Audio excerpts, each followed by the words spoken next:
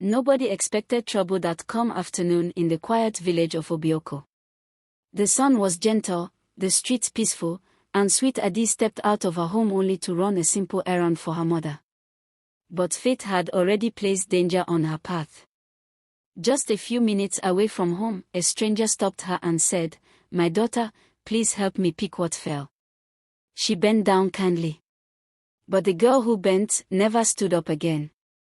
Because in the blink of an eye, Adis turned into a goat, crying desperately for help. And the stranger who stopped her began dragging her away. Adis lived with her widowed mother, Mama Ada, in a humble but loving community.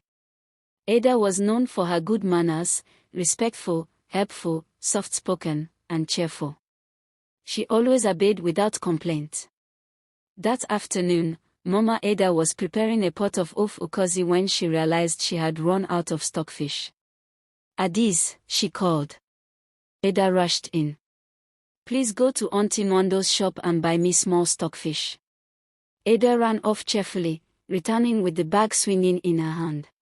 She was only 5 minutes from home when she met the stranger, an older man, slightly bent, acting as if he couldn't lift his bag. He dropped it accidentally and asked for help. Ada, raised to be kind, stepped forward innocently. The moment her fingers touched the bag, poof! She vanished. In her place stood a trembling white goat with real human tears rolling down its face. The man wasn't surprised, he simply pulled out a rope from the same bag and tied the goat by the neck. Ada struggled, crying loudly, but passers-by ignored her. To them, it just looked like a stubborn goat being dragged. But fate intervened. Under an old Udola tree sat Baba Obi, a respected elder known as the man who sees beyond eyes. As the stranger passed, Baba Obi heard something different, a child's voice hidden inside the cries. He stood up, raised a hand, and commanded, "Young man, stop. That is no goat." The crowd gathered. At first they doubted him, until they saw the tears running down the goat's face, and heard the cry that sounded painfully human.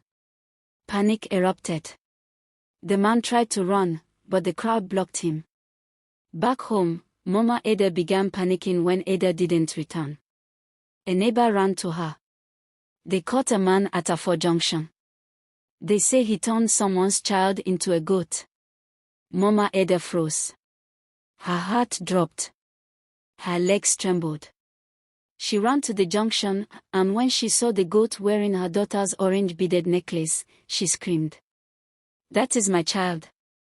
That is my Adis." As Mama Ada held the goat, it cried out, "Mu, Mo, Mia." But the tone was unmistakably human, like a child calling mommy. People screamed. Some fainted. Others prayed. The crowd beat the man furiously until vigilantes intervened. Under the pressure of the angry village, the man confessed, "Yes. I turn children and some adults into goats. I sell them to butchers. They kill them and people eat them not knowing it is human meat. Some goats I sell to ritualists. They die as animals forever. There are many victims." The crowd erupted in horror. Someone shouted for Pastor Ogana, who arrived with his Bible. He placed his hands on the goat and prayed powerfully. "Every spirit of darkness that changed this child, break." Ada convulsed. The wind roared. A blinding flash appeared. And suddenly, a small girl lay on the ground, weak, shaking, and confused. She whispered softly, "Mommy." The entire village cried with joy. When police searched the evil man's house, they found ropes used to drag victims, multiple enchanted bags, charms, cowries, red cloths, basins stained with blood, small bones belonging to missing children, piles of children's clothes. Mothers wailed. Fathers clenched their fists. The village mourned all the lost souls who never returned. By morning, the whole region heard the story. Radio stations, newspapers, and social media carried headlines. Man arrested for turning children into goats in Obioko. Parents kept their children indoors. Shops warned customers. The elders quickly announced a new rule. No one must ever pick anything for a stranger. If something falls, let the owner pick it. People agreed with tears in their eyes. Mama Ada never let her daughter out of her sight again. Ada survived the unimaginable, but her eyes held memories of fear that would take time to heal.